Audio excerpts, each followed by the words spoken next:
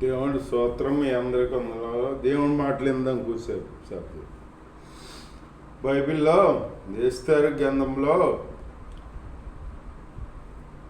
మొదటి అధ్యాయంలో అహస్వేరోషు అని ఒక ఆయన ఉన్నాడు. ఆయన రాజ్యంలో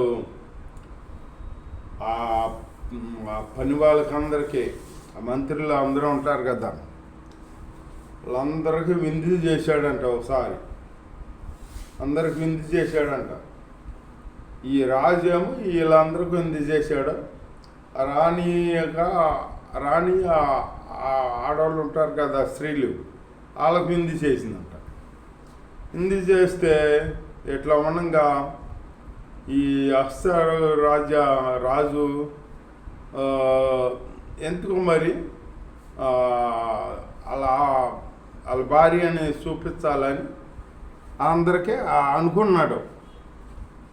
ఆ భార్యను చూపించాలి, నా భార్య అందాన్ని చూపించాలి అన్నట్టుగా అనుకుని ఆ భార్యకి కౌరింపించాడు. రమ్మని కౌరింపితే ఆవిడేమో రానందంట. ఇప్పుడు భర్త కదా రమ్మన్నది, వేరే వాళ్ళు కాదు కదా. రమ్మంటే నేను రాను అని చెప్పిందంట. చెప్పేటప్పటికి ఈ కోటలో ఈ మాట ఆనోట పాకి అందరు చెప్పుకుంటున్నారు. రాజుగారు రమ్మంటే రాణిగారు రానందా అని చెప్పుకుంటున్నారు. చెప్పుకొని ఈ మగవాళ్ళందరూ ఏం చేశారు, రాజా నీ రాణిగారిని రమ్మంటే రాలేదు, మీరు రమ్మంటే ఆవిడ రాకుండా మీ మాట వినలేదు కదా, అందుకనే మా ఆడవాళ్ళు కూడా మా మాట విన్నని ఎదురు తిరుగుతున్నారా అని చెప్పారు. దీనికి ఏదో పరిష్కారం ఉండాలి, చెయ్యాలి, లేకపోతే ఇది మా ఆడవాళ్ళు మాకు ఎదురు తిరుగుతారో ఎవరికి మన మాట వినరు అన్నట్టుగా చెప్పారన్నమాట. దేవుడి స్తోత్రం, హల్లెలూయా. ఇప్పుడు భర్త కదా రమ్మన్నది, ఆవిడ రావాలి కదా. రానంటే పెట్టి గర్వం వచ్చిందన్నమాట. రాణికి గర్వం రాకూడదు. విధేయత మనం ఎంత ఉన్న స్థితిలో ఉంటామో అంత తగ్గించుకుని మనం ఉండాలి. మనం భయభక్తులు కలిగి ఉండాలన్నమాట. నీ భర్త రమ్మన్నాడు కదా, ఎవరో రమ్మనలేదు కదా. ఎవరో బయట వాళ్ళు రమ్మంటే పోనీ అనుకోవచ్చు. నీ భర్త ఏదో ఆనందంగా అలాగే చూపించాలని రమ్మన్నాడు. రమ్మంటే రానంతాడు. రాణి అనేటప్పటికి రాణి గారే రాలేదు, మా ఆడవాళ్ళు కూడా మేము చెప్పిన మాట వింటలేదు, మరి దీనికి ఏదో పరిష్కారం చేయాలి మీరు రాజా అని రాజుకి చెప్పారన్నమాట. ఇల్లు చెప్పేటప్పటికి అప్పుడు ఏం చేయాలి, ఏదో ఒకటి చేయాలి కదా. ఇక రాణి రాలేదు కదా. రాణి పోస్టులోంచి తీసేసాడు. పోస్టులోంచి తీసేసాడు అన్నమాట. తీసేసి అప్పుడు ఈ రాజుకి మళ్ళీ రాణిని తీసుకురావాలి.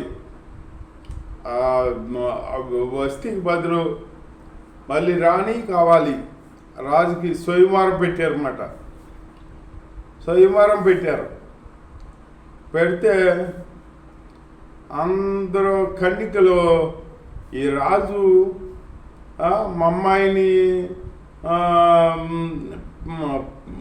ప్రేమిస్తాడేమో, మా అమ్మాయిని ప్రేమిస్తాడేమో అని, మా అమ్మాయిని రాణిగా ఆహ్వానిస్తాడేమని అందరూ తండ్రులందరూ ఆడపిల్లల్ని అట్లా ఉంచేసారన్నమాట.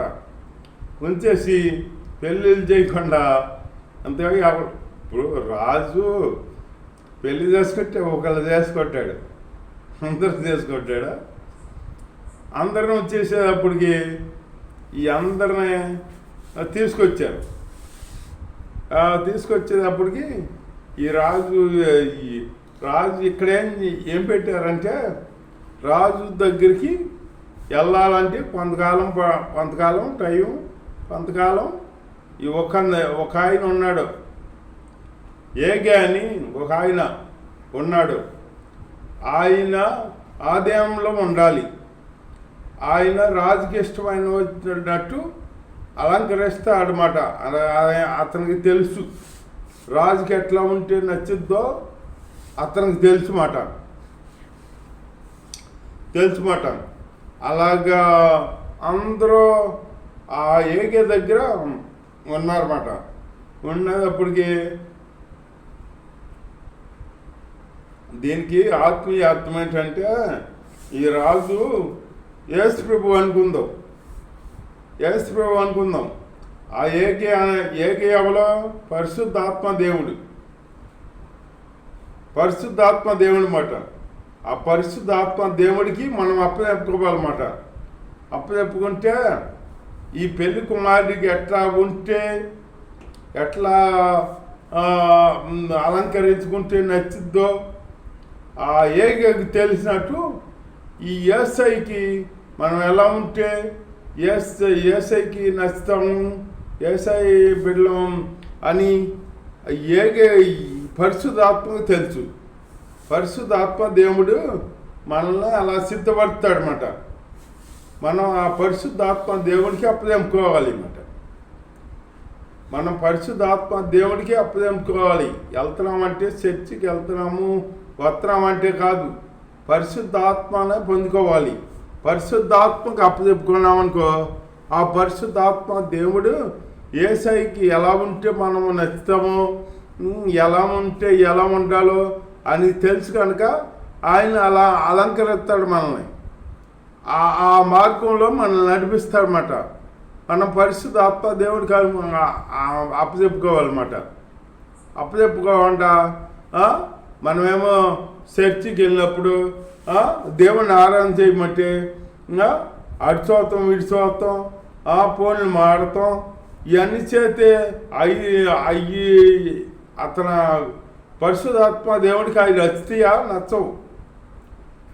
మనం దేవుడికి అప్పగించుకుంటే కదా యేసు ప్రభుకి వధువు సంఘముగా ఉండేది.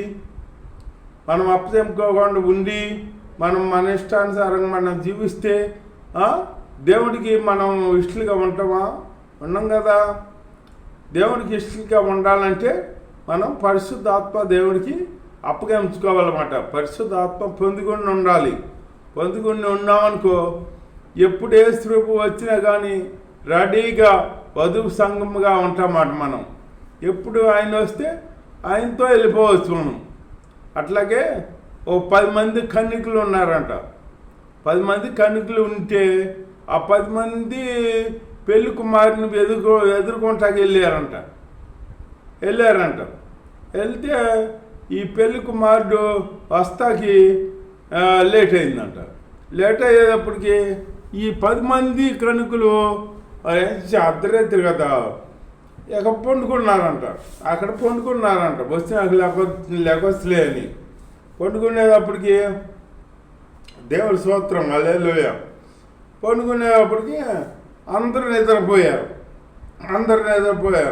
నిద్రపోయేటప్పటికి వీళ్ళు నిద్ర అవుతుండగా కడబోర శబ్దం మోగింది.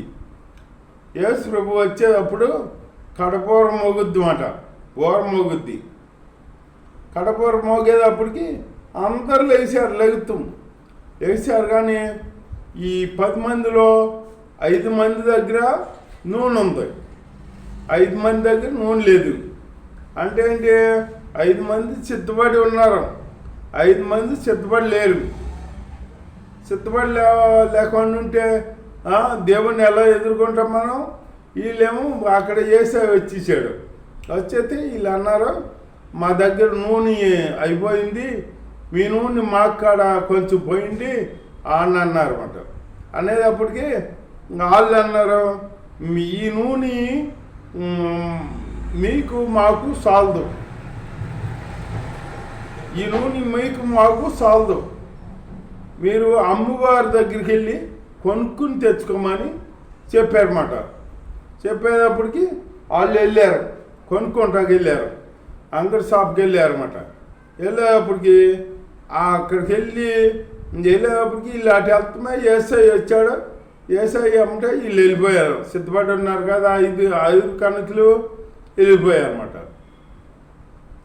వెళ్ళిపోతే వీళ్ళు అంగడి షాప్కి వెళ్ళిన వాళ్ళు కొనుక్కున్నారు కదా, నూనె కొనుక్కుని అప్పుడు వచ్చి ఏసఐని అప్పటికి ఏసఐ వెళ్ళిపోయి వీళ్ళు వెళ్ళిపోయారు, తలుపేసేసాడు అనమాట.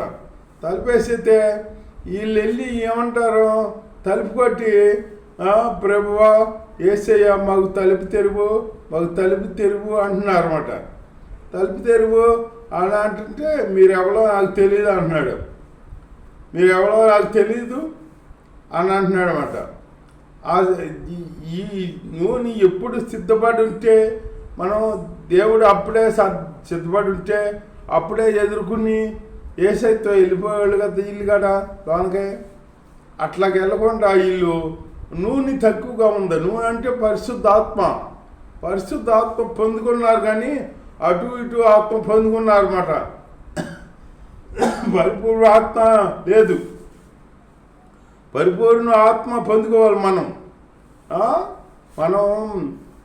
అటు ఇటుగా ఉండి అటు ఇటు వచ్చి వెళ్తాం, అటు ఇటు ఆత్మ పొందుకోకూడదు. పొందుకుంటే మనం ఎడబడతాం.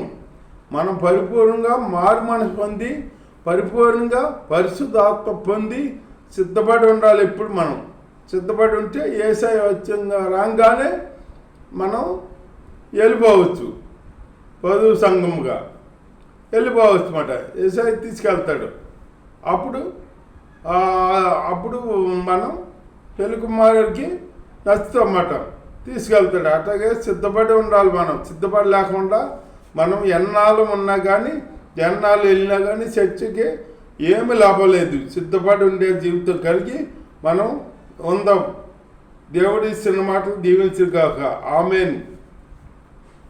యేసయ్యా నీ స్తోత్రమునైనా మీలో ఎలా ఉండాలో తండ్రి తెలియపరచు మా దేవాని స్తోత్రం. మీ మాట వినాలి తండ్రి, మీలో సిద్ధపాటు కలిగి ఉండాలని నాన్న మాట్లాడి మా దేవాని స్తోత్రం.